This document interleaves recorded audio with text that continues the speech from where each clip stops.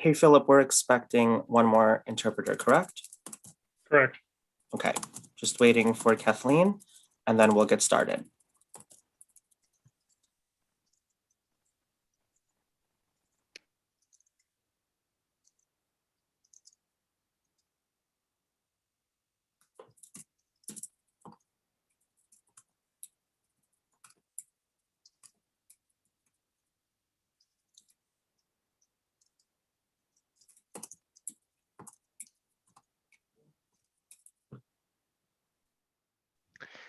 Kathleen says that she's connected, but is not being admitted in.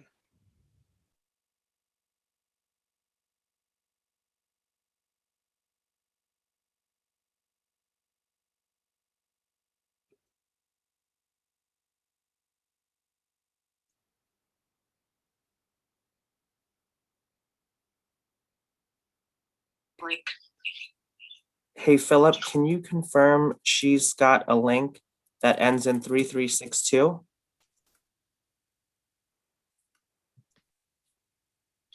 Yeah. Yep, that's the one.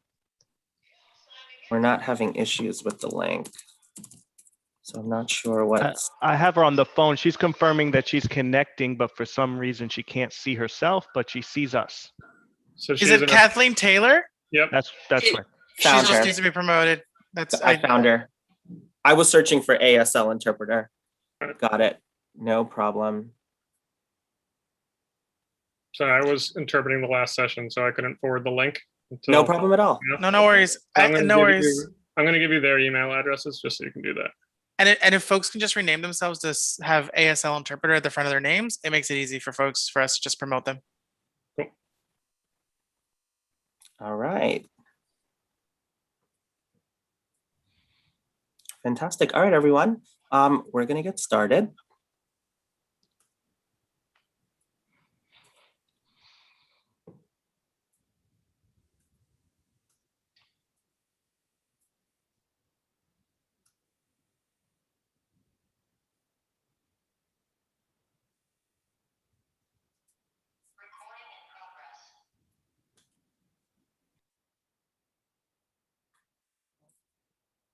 All right, everyone, welcome to lunch, Inspiring Stories.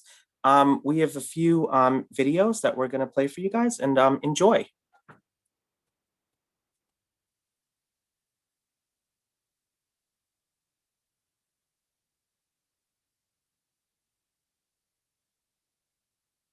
The first time I actually made a full book and finished it, that was this one here, Fluffy's Big Adventure.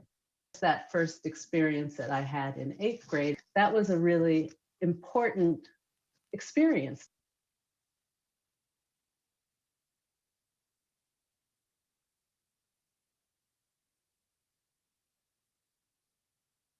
I think making a book is a great way to take some of the wonderful richness you have inside your head, inside your heart, and share it with somebody else.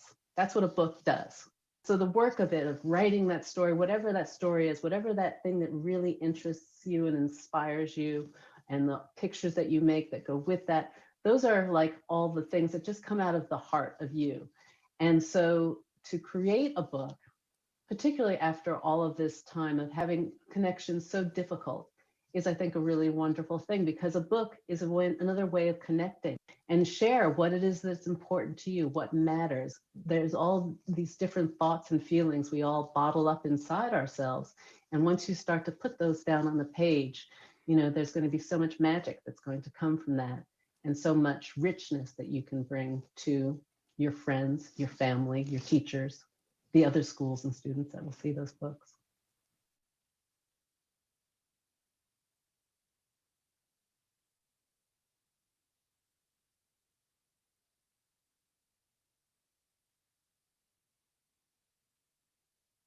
The only sketches, the only drawings that I had when I was, you know, very, very young, about 8 years old. And that's all I have. This is one illustration that I did. This is actually a letter that I wrote to my grandfather, who I never really saw because he lived 12 hours away from where we live.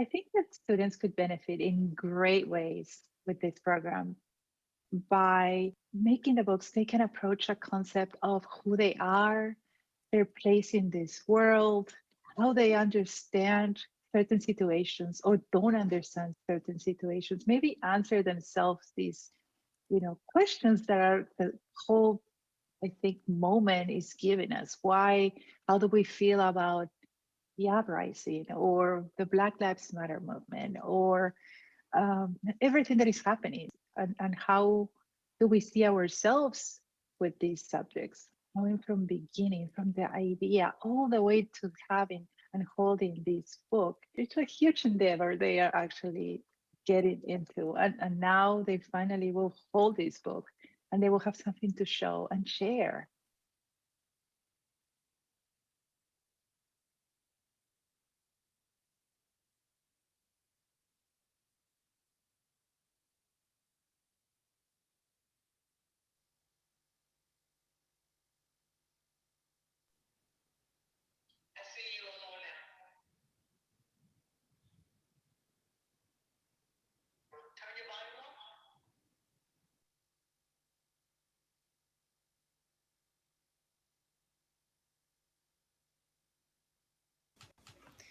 It is important for me to say that inequality spans the mall. My teacher once said that once you get the certain call, stand tall.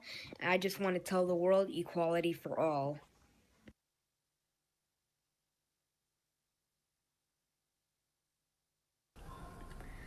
I dream of a world where there's equality, where no matter how we look, we can be treated equally, where no matter what we do, we can be treated the same, where no matter our gender, we can be equals. I dream of a world where we don't have to be scared of death because of how we look. I dream of a world where we love who we want freely without judgment. I dream of a world where there's no judgment. I dream of a world where there's no violence or racism. Why can't we make these dreams a reality? Why do we have to judge? Why can't we just love instead of hate? We can just put our differences aside.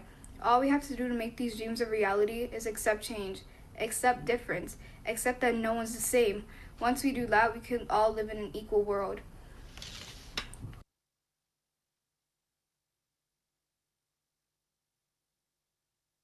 My Persecution by Natalie Henry. Street harassment is power. The power to feel entitled to any person you see. The power to whistle, gesture, and say what you want because it's cool. The power to harass young girls and women just for your satisfaction. The power you took from me. Now I feel small. I feel weak. I feel afraid. Say something. Do something. I hear these words from inside my brain, but there's no connection. No connection to my trembling breath or my unstill hands or the feet that refuse to stop.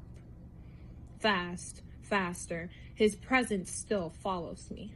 Turn, cross the street, his words won't leave me alone.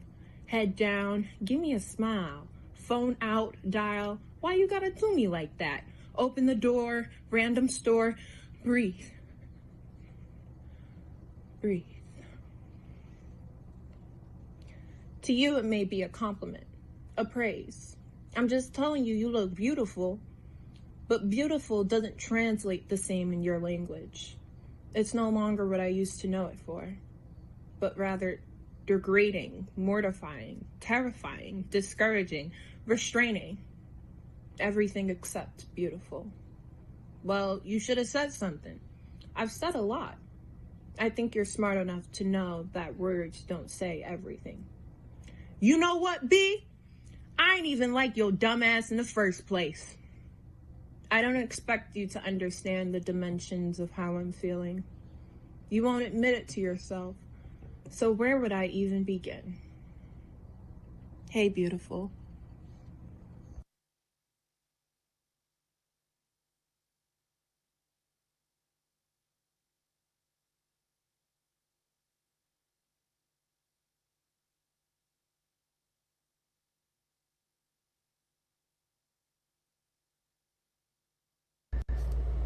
My name is Asia King, and this is called Educated Fool.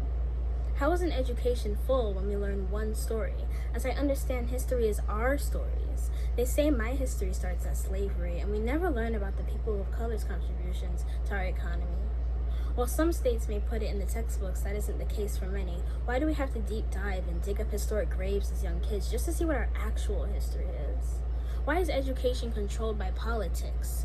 Why does money, status, gender, or color determine if you're smarter? Why does who you are and everything that comes with that affect you even if you work harder? And I wonder if that bubble as African American affects my test score. Why is white the standard? Is colonization that rich of a culture? Why aren't we taught to properly recognize culture vultures? How many kids of color like me get to see teachers like us? Is white approval all we're looking for? Because if white's the standard or goal, they must be the highest judge looking at your portfolio? So many unanswered questions that we all know the silenced answers to. J. Cole had a point in brackets when he spoke on his paid taxes and our lack of tools, the tools we don't have but the white schools do, and the white saviors we learned about, we later see they were cruel. Schools of colors have to scrape and scramble to give the fullest experience with the greatest of education they provide with resilience. The same education looked down upon because they didn't have the fancy funds. The same education that has this generation ready to make our social runs. Because education in human decency starts from young. Sugarcoating doesn't do us fair. That's what creates such an ignorant air and unjustified fears that stem from centuries-old oppression and their everlasting fear of us growing smart that somehow is always failed to be mentioned. Which is why this cycle never ends. A sudden change without explanation or acknowledgement to the root of the problem doesn't make amends. Not to the kids that thought they had to be white to get by, had to cut their hair because of the rules to which they had to comply, that dropped out and gave up because no matter what they did, the system never did enough. And the girls who had to edit their clothes because of their body shape. Did they fear rape? If boys were taught properly, it wouldn't be a problem that we would have to fix ourselves for their wrongdoings. Education has always been used to shape us, mold the future, because apparently white people have always had the credentials to be our sculptors. But there's a new wave coming, of future leaders who are tired of the shortcomings and the empty plans and promises of change, the educators that try too hard to tame our rage. They tried to ban critical race theory, but it won't stop us from analyzing our stories. They withhold information and change textbooks to fit political outlooks. It isn't even the POC kids you just set up to fail. Withholding cultural education from white kids sends them into the world frail, with a less likely chance to prevail over the disadvantages of their ignorance. Equity to some is irrelevant. Many don't see the role access to education plays in it. School, much like this country, wasn't created for all men to be equal. I hope I'm not a naive fool for being so hopeful.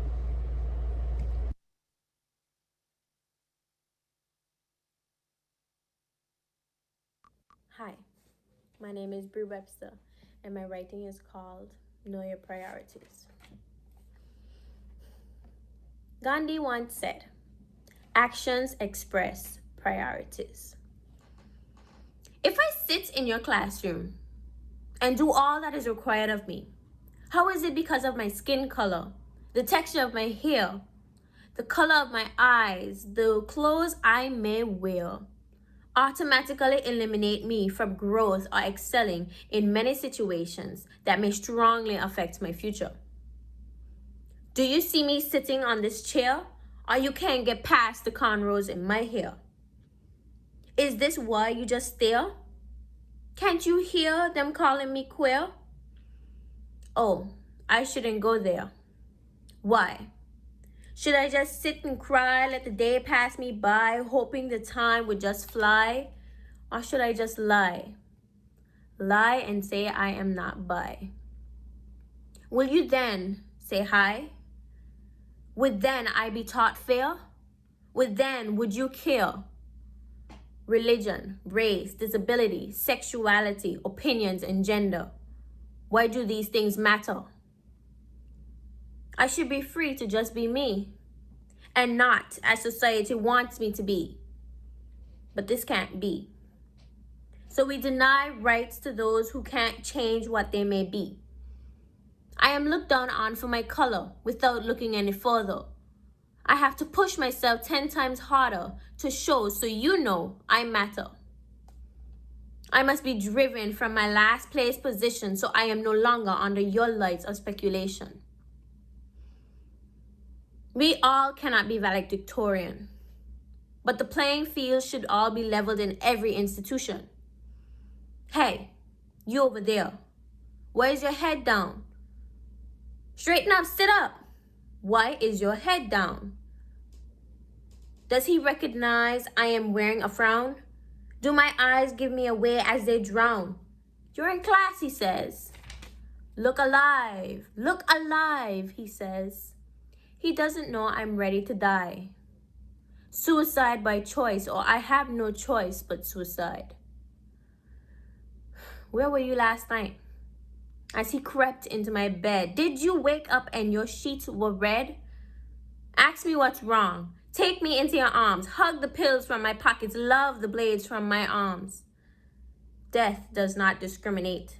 It does not respect your hate.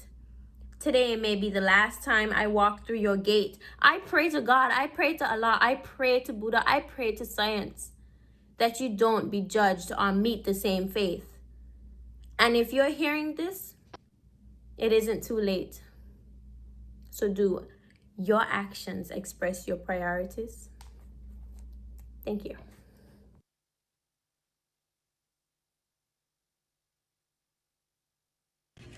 Hi, my name is Javon Martinez, and today I will be sharing a poem with you called Beyond the Jeans. I originally wrote this poem for Denim Day, which takes place in April during Sexual Assault Awareness Month. I wanted to share this poem with you today because it's always important that we respect people for who they are, no matter what they're wearing. This is Beyond the Jeans. Slim, straight, flared, or wide. So many different types, all a different size. They're staring with their eyes, and just to my surprise, their eyes are not with mine, but on my jeans. As I walk past, their heads lean, not interested in me, but interested in me. See, the me I speak of is not what they see. They only see legs and curves and thighs. Feeling like a bucket of pot pies as I walk by, they lick their lips. Hey baby, I like the way you move them hips, they shout out loud. What, is that supposed to make me feel proud? We are more than our genes. We are human beings that deserve to feel safe when we enter the scene, that deserve love, not someone just trying to lust through the scenes, that deserve respect, no matter what it seems. Whether we're wearing boot cut or skin tight jeans, we deserve to be free. And this is me, the real me, the me behind the jeans. Thank you so much.